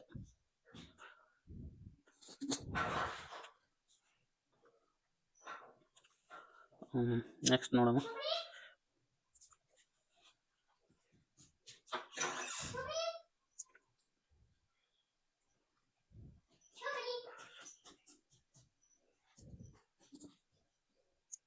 ಈ ಒಂದು ಪಶ್ಚಿಮ ಘಟ್ಟ ಇದೆಯಲ್ಲ, ಈ ಒಂದು ಪ್ಲೇಸ್ ಕೆಲವೊಂದು ವಿಚಾರಗಳಿಗೆ ಕೂಡ ಫೇಮಸ್ ಇದೆ. ಸೊ ಏನಪ್ಪಾ ಅಂದ್ರೆ ಇಲ್ಲಿ ನಾವು ಆಗಲೇ ನೋಡಿದೆ, ಪಾಸಸ್ ನೋಡಿದೆ, ತಾಲ್ಘಾಟ್ ಇದೆ, ಮತ್ತೆ ಪಾಲ್ಘಾಟ್ ಇದೆ.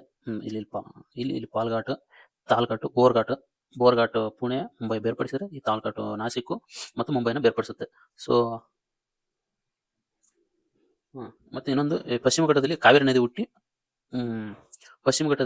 ಹುಟ್ಟುತ್ತೆ. ಕಾವೇರಿ ಎಲ್ಲಿಪ್ಪ ಅಂದ್ರೆ ಕೊಡಗು ಜಿಲ್ಲೆಯಲ್ಲಿ ಹುಟ್ಟುತ್ತೆ. ಅದು ಅರಬ್ಬಿ ಬಂಗಾಳ ಕೊಲ್ಲಿ ಸೇರುತ್ತೆ. ಇದು ನೆನ್ಪಿಡ್ಬೇಕು. ಮತ್ತೆ ಇನ್ನು ಏನ್ ಹೇಳ್ಬೇಕಂದ್ರೆ ಪಶ್ಚಿಮ ಘಟ್ಟ ಒಂದು ಯುನೆಸ್ಕೋ ಎಂಬ ಅಂತಾರಾಷ್ಟ್ರೀಯ ಸಂಸ್ಥೆ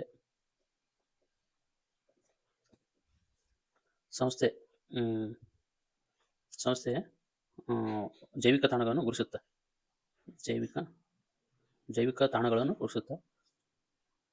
ಅಂದ್ರೆ ಜೈವಿಕ ತಾಣಗಳಂದ್ರೆ ಇವು ಜಗತ್ತಿನಲ್ಲಿ ಅಪಾಯದ ಅಂಚಿನಲ್ಲಿರುವಂತದ್ದು ಮಾನವನಿಂದ.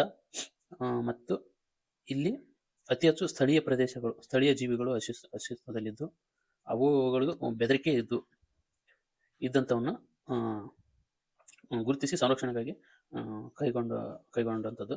ಆ ಕಾರ್ಯಕ್ರಮದಲ್ಲಿ ನಮ್ಮದು ಪಶ್ಚಿಮ ಘಟ್ಟನೂ ಇದೆ.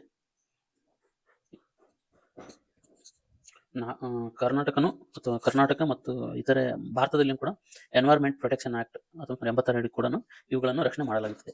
ಇಲ್ಲಿ ಕೆಲವೊಂದು ಪ್ರಾಣಿಗಳಿದಾವೆ, ಅವು ದೇಶೀಯವಾಗಿಯೇ ಅಲ್ಲಿ ಇರುವಂಥವು, ಬೇರೆ ಕಡೆ ಅಷ್ಟೊಂದು ಕಂಡುಬರೋದು ಕಡಿಮೆ. ಅದಕ್ಕೆ ಅವನು ಎಂಡೆಮಿಕ್ ಸ್ಪೆಸಿಸ್ ಅಂತ ಕರಿತೀವಿ ನಾವು. ಸ್ಥಳೀಯ ಇದು, ಅವು ಬೇರೆ ಕಡೆ ಕಂಡು ಬರೋದಿಲ್ಲ. ಅಂದ್ರೆ ಒಂದನೇದಾಗಿ ನೋಡ್ಬೋದು ಲಯನ್ ಟೈಲ್ಡ್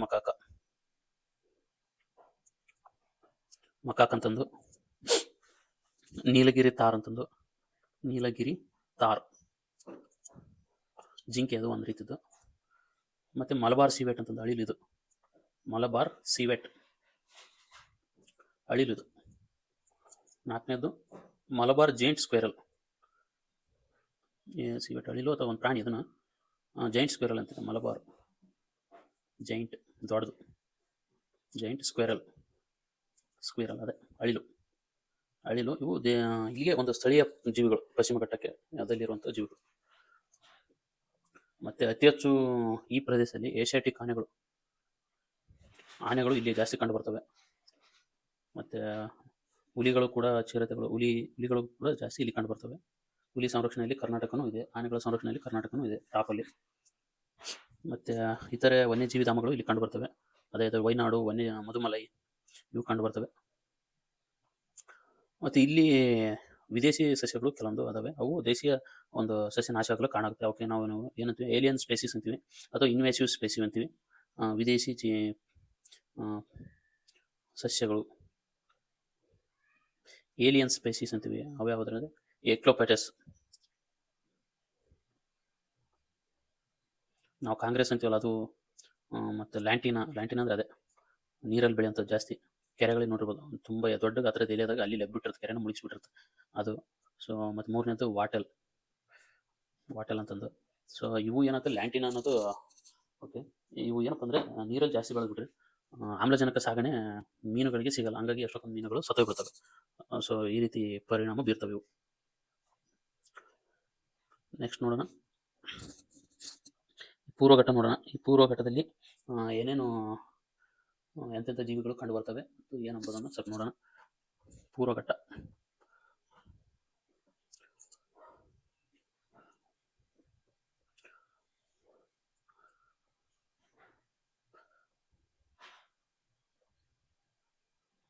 ಘಟ್ಟಗಳು, ಪೂರ್ವಘಟ್ಟಗಳು ಯಾವಪ್ಪ? ಪೂರ್ವಘಟ್ಟಗಳು ಇವು ಕಂಟಿನ್ಯೂಸ್ ಆಗಿಲ್ಲ, ಈ ಪಶ್ಚಿಮ ಘಟ್ಟ ಥರ ಹಿಂಗೆ ಕಂಟಿನ್ಯೂಸ್ ಜಾಸ್ತಿ ಆಗಿಲ್ಲ, ಸ್ವಲ್ಪ ಬಿಡಿಯಾಗಿ ಹಂಚ್ಕೊಂಡು ಹಬ್ಬಿದವೆ ಈ ಪೂರ್ವಘಟ್ಟಗಳು. ನೋಡ್ಬೋದು ಇಲ್ಲಿಂದ ಇಲ್ಲಿವರೆಗೆ. ಇವುಗಳನ್ನು ನಾವು ಮೇಲಿಂದ ಕೆಳಗಡೆ ಕರ್ಕೊಂತ ಹೋದರೆ, ಈ ನಲ್ಲಮಲ ಇಲ್ಲಿದೆ, ನಲ್ಲಮಲ. ಅದ್ರ ಕೆಳಗಡೆ ಪಾಲ್ಕಿಗೊಂಡ ಅಂತ ಬರ್ತದೆ, ಪಾಲ್ಕಿಗೊಂಡ, ನಲ್ಲಮಲ್ಲ, ಪಾಲ್ಕಿಗೊಂಡ ಆಂಧ್ರ ಪ್ರದೇಶ ಬರ್ಬೋದು. ಇದು ನಲ್ಲಮಲ್ಲ, ಪಾಲ್ಕಿಗೊಂಡ ಆಂಧ್ರ ಪ್ರದೇಶ ಬರ್ತವೆ. ಮತ್ತು ಜಾವಡಿ, ಶಿವರಾಯ ಅಂತ ಬರ್ತವೆ. ಈ ಪಾಲ್ಕಿಗೊಂಡ ಇಲ್ಲೇ ಇರೋದು ತೆಲಂಗಾಣ, ಇದು ಇರೋದು ಇಲ್ಲಿ ತಿರುಪತಿ ದೇವಸ್ಥಾನ ಇದೆ. ಜಾವಡಿ, ಶಿವರಾಯ್ ಇಲ್ಲಿ ಪಾಲ್ಘಟ್ ಗ್ಯಾಪ್ ಇದೆ ನೋಡಿ. ನಲ್ಲಮಲ್ಲ ಇಲ್ಲಿದೆ, ಅದ್ರ ಕೆಳಗಡೆ ಪಾಲ್ಕಿಗೊಂಡ ಇದೆ. ಪಾಲ್ಕಿಗೊಂಡಲ್ಲಿ ಇರುವಂಥ ಶಿಖರ ತಿರುಪತಿ ಟೆಂಪಲ್ ನೋಡಿರ್ಬೋದು, ಫೇಮಸ್ಸು. ಮತ್ತೆ ಇಲ್ಲಿ ನಾಗಾರ್ಜುನ, ಇದು ಯಾವುದೊಂದು ಅರಣ್ಯ ಇದೆ, ಅದು ಟೈಗರ್ಗೆ ಫೇಮಸ್ ಇದೆ. ಅದ್ರ ಕೆಳಗಡೆ ಜಾವಡಿ ಇದೆ, ಅದ್ರ ಕೆಳಗಡೆ ಶಿವರಾಯ ಇದೆ, ಆಮೇಲೆ ನೀಲಗಿರಿ ಇದೆ. ಇಲ್ಲಿ ನೋಡಿ ನಲ್ಲಮಲ್ಲ, ಪಾಲ್ಕಿಗೊಂಡ ಇರೋದು ಆಂಧ್ರ ಪ್ರದೇಶದಲ್ಲಿ. ನಲ್ಲಮಲ್ಲ, ಪಾಲ್ಕಿಗೊಂಡ ಆಂಧ್ರ ಪ್ರದೇಶ ಮತ್ತು ತೆಲಂಗಾಣ. ಶಿವರಾಯ ಜಾವಡಿಗಳು ಇರೋದು ತಮಿಳುನಾಡಲ್ಲಿ. ಶಿವರಾಯ ಜಾವಡಿ ಇರೋದು ತಮಿಳುನಾಡಲ್ಲಿ. ಸೊ ಇದು ನೆನ್ಪಿಟ್ಟಿರ್ವಿ, ಯಾರು ಕೇಳ್ತಾರೆ. ನಲ್ಲಮಲ್ಲ ಇದು ಆಂಧ್ರ ಪ್ರದೇಶದಲ್ಲಿ, ಶಿವರಾಯ ಜಾವಡಿ ತಮಿಳುನಾಡಲ್ಲಿ. ಇವು ಯಾವುದೇ ರೀತಿ ಸ್ಟ್ರಕ್ಚರಲ್ ಆಗಿರಲ್ಲ, ಮತ್ತು ವ್ಯತ್ಯಾಸದಲ್ಲಿ ಸೇಮ್ ಇಲ್ಲ, ಬೇರೆ ಬೇರೆ ರೀತಿಯಲ್ಲಿದೆ. ಶಿವರಾಯ ಜಾವಡಿ ತಮಿಳುನಾಡು, ಪಾಲ್ಕಿಗೊಂಡ ನಲ್ಲಮಲ್ಲ ಆಂಧ್ರ ಪ್ರದೇಶ. ಗರ್ಜಾಟ್ ಅಂತಂದು ಇದು ಒಡಿಸ್ಸಾದಾಗಿದೆ. ಗರ್ಜಾಟ್ ಇಲ್ಲಿದೆ ನೋಡಿ, ಗರ್ಜಾಟ್ ಒಡಿಸ್ಸಾದಲ್ಲಿ ಇದೆ.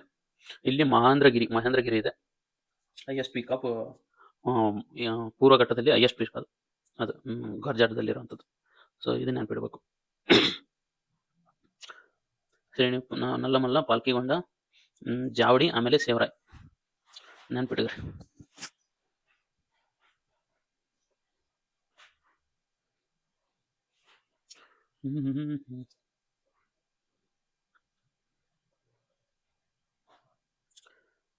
ಈಗ ನೆಕ್ಸ್ಟ್ ನೋಡೋಣ ಪ್ಲೇಟುದಲ್ಲಿ ಇನ್ನೊಂದು ವೆರಿ ಇಂಪಾರ್ಟೆಂಟ್ ಅದು ಎಲ್ಲೆಲ್ಲಿ ಹಂಚಿಕೆ ಆಗಿದೆ ಅಂತ ನೋಡೋಣ. ಇದರಲ್ಲಿ ಕೊಟ್ಟರೆ ಮತ್ತೆ ಮಾರ್ವಾರ್ ಪೇಂಟು ಅಂತಂದು ಪ್ಲಾಟು ಅಂತಂದು ಇದು ರಾಜಸ್ಥಾನದಾಗಿದೆ.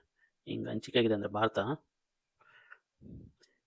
ಮಾರ್ವಾರ್ ಪ್ಲಾಟು ಅಂತಂದು. ಸೊ ಇದು ರಾಜಸ್ಥಾನದಾಗಿದೆ, ರಾಜಸ್ಥಾನದಾಗಿದೆ ಮಾರ್ವಾರ್, ರಾಜಸ್ಥಾನದಾಗಿದೆ. ಬುಂದೇಲ್ಖಂಡ MP UP, ಇದು ಮಾರ್ವಾರ್ ಇದ್ರೆ ಇಲ್ಲಿ ಬುಂದೇಲ್ಖಂಡ ಇದೆ. ಬುಂದೇಲ್ಖಂಡ ಯಾವ್ಯಾವ್ದ್ರ ನಡುವೆ UP ಆ್ಯಂಡ್ MP ನೆನ್ಪಿಟ್ಕೊಳ್ಳಿ. ಬುಂದೇಲ್ಖಂಡದಾಗ ಯಾವ್ದು ನದಿ ಹರಿದೋಗ್ತೇಳೋ ಯಮುನಾ ನದಿ. ಬುಂದೇಲ್ಖಂಡದಲ್ಲಿ ಫೇಮಸ್ ಹರಿದೋಗಂಥ ನದಿ ಯಮುನಾ ನದಿ. ಸೊ ಅದನ್ನ ನೆನ್ಪಿಟ್ಕೊಳ್ಳಿ. ಇದು ಮಳೆ ರಹಿತ ಪ್ರದೇಶದಲ್ಲಿ ಕಂಡು ಬರ್ತದೆ. ಈ ಬುಂದೇಲ್ಖಂಡ ಮಳೆ ರಹಿತ ಪ್ರದೇಶದಲ್ಲಿ ಕಂಡು ಬರ್ತದೆ. ಮಳೆ ಯಾಕಂದ್ರೆ ಹಿಂಗ ಬೀಸ್ಕೊಂಡು ಹೋಗುತ್ತೆ. ಇಲ್ಲಿ ಏನು ಇಷ್ಟೊತ್ತಿಗೆ ಬರೋ ಹಿಂಗ ಅರಬಿಯನ್ ಸಮುದ್ರ ದಾಟಿ ಬರುವಂತ ಈ ನೈಋತ್ಯ ಮಾರ್ತಾವೆ ಇಷ್ಟೊತ್ತಿಗೆ ಬರುತ್ತೆ, ಎಲ್ಲ ಖಾಲಿ ಆಗ್ಬಿಡ್ತವೆ. ಸೊ ಇದು ಹಂಗಾಗಿ ಇದು ಮಳೆ ನೆರಳಿನ ಪ್ರದೇಶ ಆಗ್ಬಿಟ್ಟಿದೆ. ಮಳೆ ಲೀವಾರ್ಡ್ ಫೇಸ್ ಅಂತೀವಿ, ಮಳೆ ನೆರಳಿನ ಪ್ರದೇಶವಾಗಿದೆ. ಇಲ್ಲಿ ಮಳೆ ಕಡಿಮೆ ಆಗುತ್ತದೆ. ಈ ಪ್ಲೇಸಲ್ಲಿ ಇಲ್ಲಿ ಮಳೆ ಕಡಿಮೆ ಆಗ್ತದೆ. ಬುಂದೇಲ್ಖಂಡ ಇದು ಮತ್ತೆ ಯಾವ ಶಿಲೆಯಿಂದ ಮಾಡಲ್ಪಟ್ಟಿದೆ ಅಂದ್ರೆ ನೀಸ ಶಿಲೆ. ನೀಸ ಶಿಲೆಯಿಂದ ಮಾಡಲ್ಪಟ್ಟಿದೆ. ನೆಕ್ಸ್ಟ್ ನೋಡೋಣ ಚೋಟನಾಗಪುರ ಪ್ಲೇಟು. ಚೋಟನಾಗಪುರ ಪ್ಲೇಟು ಇಲ್ಲಿ ಬರುವಂಥದ್ದು ಚೋಟನಾಗಪುರ ಪ್ಲೇಟು. ಈ ಚೋಟನಾಗಪುರ ಪ್ಲೇಟ್ ಇದೆಯಲ್ಲ, ಇದು ನಾರ್ತ್ ಈಸ್ಟ್ ಪಾರ್ಟ್, ಉತ್ತರ ಈಶಾನ್ಯ ಭಾಗದಲ್ಲಿ ಕಂಡುಬರುವಂಥದ್ದು. ಭಾಗದಲ್ಲಿ ಸ್ವಲ್ಪ ಕಾಣುವಂಥದ್ದು ಅಂದರೆ ಈ ಪ್ರಸ್ಥಭೂಮಿಯ ಈಶಾನ್ಯ ಭಾಗದಲ್ಲಿ ಇದೆ. ಈ ಮೇನ್ ಪ್ರಸ್ಥಭೂಮಿ ಅಲ್ಲ, ಇದ್ರದ್ದು ಈಶಾನ್ಯ ಭಾಗದಲ್ಲಿ ಇದೆ. ಮತ್ತೆ ಇದು ಯಾವುದು ಅರ್ಕಿಯನ್ ಶಿಲೆ ಮತ್ತು ಶಿಷ್ಟ ಶಿಲೆಯಿಂದ ಮಾಡಲ್ಪಟ್ಟಿದೆ. ಈ ಒಂದು ಭಾಗ ಇದೆಯಲ್ಲ, ಇದು ಆರ್ಕಿಯನ್ ಶಿಲೆ ಮತ್ತು ಶಿಷ್ಟ ಶಿಲೆಯಿಂದ ಮಾಡಲ್ಪಟ್ಟಿದೆ.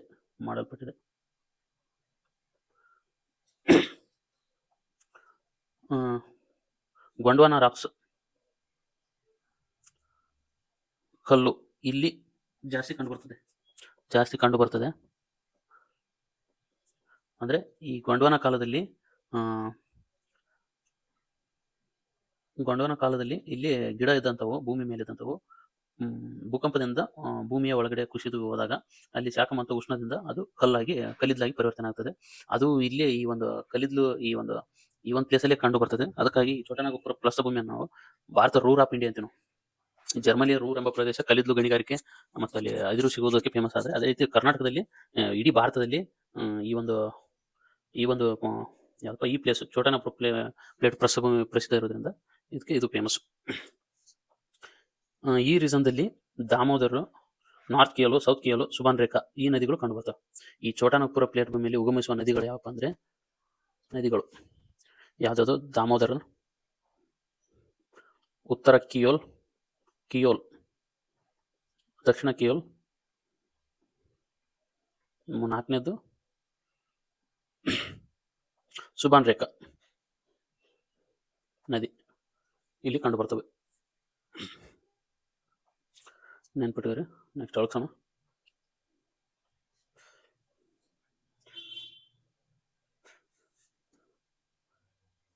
ನೋಡ್ಬೋದು ಇಲ್ಲಿ ಇದು ಚೋಟನಾಗಪುರ ಪ್ರಸ್ಥಭೂಮಿ ಮೇಲೆ ಇಲ್ಲಿ ದಾಮೋದರ ನದಿ ಇದೆ. ಮತ್ತು ಇದ್ರ ಮೇಲ್ಗಡೆ ಹಜಾರಿಬಾಗ್ ಪ್ಲಾಟ್ ಇದೆ. ಮತ್ತು ಇಲ್ಲಿ ರಾಂಚಿ ಪ್ಲಾಟ್ ಇದೆ ಕೆಳಗಡೆ. ನೋಡಿ, ಸುಬಾನ್ ರೇಖಾ ನದಿ 2 ಪ್ಲಾಟ್ಗಳನ್ನು ವಿಭಜನೆ ಮಾಡ್ತಾವೆ. ಒಂದು ಹಜಾರಿಬಾಗ್, ಇನ್ನೊಂದು Ranchi plot. ನೆನ್ಪಿಟ್ಟಿದ್ದಾರೆ.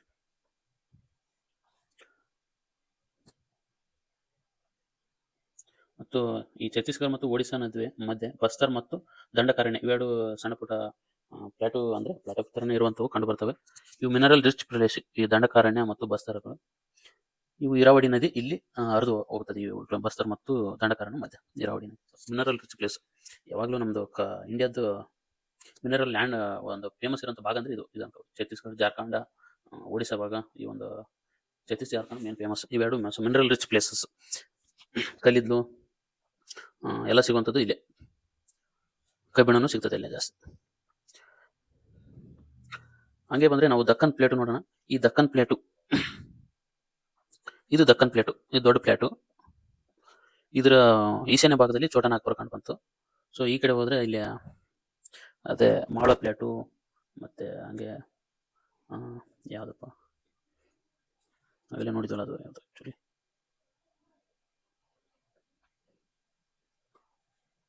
ಚೋಟನಾಗಪುರ plate, Bundelkhand plate. So ಇವೆಲ್ಲ ಕಂಡು ಬಂದವು ಅಲ್ಲಿ ಮೇಲ್ಗಡೆ. ಸೊ ಈಗ ನಾವು ಡೆಕ್ಕನ್ ಪ್ಲೇಟು ನೋಡ್ರಿ, ಇದು ಮೇನ್ ಪ್ಲೇಟು. ಸೊ ಇದನ್ನು ಸ್ವಲ್ಪ ಚೆನ್ನಾಗಿ ನೋಡೋಣ. ನಾವು ಡೆಕ್ಕನ್ ಪ್ಲೇಟನ್ನು ವಿಭಾಗ ಮಾಡ್ತೇವೆ. ಒಂದೊಂದು ಮಹಾರಾಷ್ಟ್ರ ಪ್ಲೇಟು, ಕರ್ನಾಟಕ ಪ್ಲೇಟು, ಇನ್ನೊಂದು ರಾಯಲಸೀಮಾ, ತೆಲಂಗಾಣ ಪ್ಲೇಟು ಅಂತಂದು, ರಾಯಲಸೀಮಾ ಪ್ಲೇಟು ಅಂತಂದು. ಸೊ ಇಲ್ಲಿ ನೋಡಿದ್ರೆ ಮಹಾರಾಷ್ಟ್ರ ಪ್ಲೇಟು ನೋಡಿದ್ರೆ, ಮಹಾರಾಷ್ಟ್ರ ಪ್ರಸ್ಥಭೂಮಿ ನೋಡಿದ್ರೆ ಇದು ಅದೇ ಯೂನಿಯನ್ ಜ್ವಾಲಾಮುಖಿ ಅರಬ್ಬಿ ಸಮುದ್ರದಲ್ಲಿ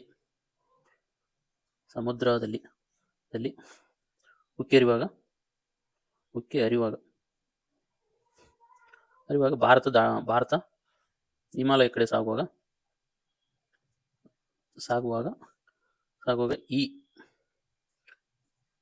ಈ ಜ್ವಾಲಾಮುಖಿ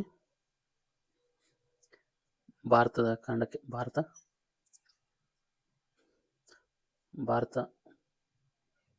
ಖಂಡದಲ್ಲಿ ಶೇಖರಣೆಯಾಗಿ ಪ್ರಸ್ಥಭೂಮಿ ಹುಟ್ಟಿತು.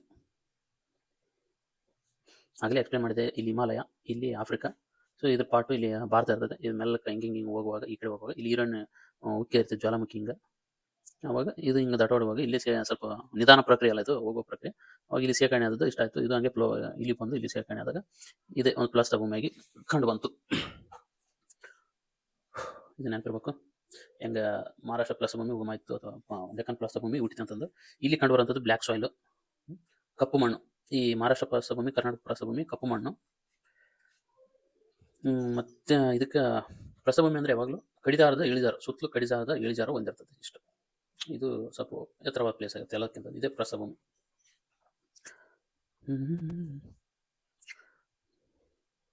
ಇಲ್ಲಿ ಮಹಾರಾಷ್ಟ್ರ ಪ್ರಸ್ಥಭೂಮಿಯಲ್ಲಿ ಎರಡು ಸಣ್ಣದಾದ ಇಲ್ಗಳು ಕಂಡು ಬರ್ತವೆ, ಬೆಟ್ಟಗಳು. ಯಾವ ಅಂದರೆ ಒಂದು ಸತ್ಮಲ, ಇನ್ನೊಂದು ಅಜಂತ. ಈ ಅಜಂತ ಬೆಟ್ಟಗಳನ್ನ ಮಹಾರಾಷ್ಟ್ರ ರಾಷ್ಟ್ರಕೂಟರು ಇತಿಹಾಸದಲ್ಲಿ ಕೊರೆದು ಇಲ್ಲಿ ಗುಹೆಗಳನ್ನು ನಿರ್ಮಿಸಿದ್ದಾರೆ. ಅಜಂತ ಗುಹೆಗಳು ಫೇಮಸ್, ನೆನಪಿರ್ಬೋದು. ಅಜಂತ ಗುಹೆಗಳು 29 ಇವೆ, ನೆನಪಿಡಬೇಕು. ಜೈನ, ಬೌದ್ಧ ಧರ್ಮ, ಹಿಂದೂ ಧರ್ಮಕ್ಕೆ ಸೇರಿದು ಅಲ್ಲಿ ಕೊರೆದಿರುವಂಥದ್ದು. ಸೊ ಮತ್ತೆ ಹರಿಶ್ಚಂದ್ರ ಘಾಟ್ಗಳಿದೆ, ಮತ್ತು ಬಾಲ್ಘಾಟು ಇದೆ, ಹರಿಶ್ಚಂದ್ರ ಪರ್ವತಗಳಿವೆ. ಈ ಸತ್ಮಲ ಮತ್ತು ಅಜಂತ ಹತ್ರ ಹರಿಶ್ಚಂದ್ರ ಪರ್ವತಗಳಿವೆ, ಅಲ್ಲಿ ಬಾಲ್ಘಾಟ್ ಶ್ರೇಣಿ ಇದೆ. ನೆಕ್ಸ್ಟ್ ಕರ್ನಾಟಕ ಶ್ರೇಣಿ ಬಂದರೆ ಪ್ರಸ್ಥಭೂಮಿ.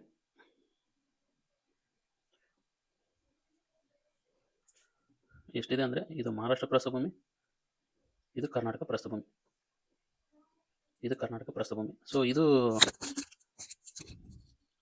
ಇಲ್ಲಿ ಈ ರೀತಿ ಕಂಡು ಬರ್ತದೆ ನಮ್ಮ ಕರ್ನಾಟಕ ಪ್ರಸ್ಥಭೂಮಿ. ಸೊ ಈ ಫಸ್ಟಿಗೆ ಕಂಡು ಬರುವಂಥದ್ದು ಮಲೆನಾಡು ಕಂಡು ಬರ್ತದೆ, ಆ ನಂತರ ಮೈದಾನ ಕಂಡು ಬರ್ತದೆ. ಈ ರೀತಿಯಾಗಿ ಇದೆ.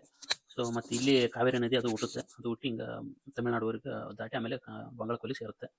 ತಮಿಳುನಾಡು ಮತ್ತು ಕರ್ನಾಟಕ, ಕೇರಳ, ಪಾಂಡಿಚೇರಿ ನಡುವೆ ಕಾವೇರಿ ನದಿ ಡಿಸ್ಪ್ಯೂಟ್ ಇದೆ. ಈ ಮಲೆನಾಡು ಪ್ರದೇಶ ಫಾರೆಸ್ಟ್ ಅಂದರೆ ದಟ್ಟವಾದ ಅರಣ್ಯ ಒಳಗೊಂಡಿದೆ. ಇಲ್ಲಿ ಬಾಬಾಬುಡನ್ಗಿರಿ ಎಂಬ ಶಿಖರ ಇದೆ, ಮತ್ತು ಕಾವೇರಿ ಹುಟ್ಟುವಂಥ ಸ್ಥಳ ಇದು.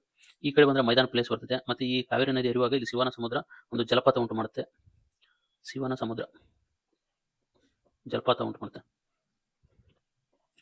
ಅದು ಮತ್ತು ಶ್ರೀರಂಗ ಇತ್ಯಾದಿ ದ್ವೀಪಗಳಿವೆ. ಈ ದ್ವೀಪಗಳು ಕಂಡು ಬರ್ತವೆ ಈ ಕಾವೇರಿ ನದಿ ಮಧ್ಯದಲ್ಲಿ.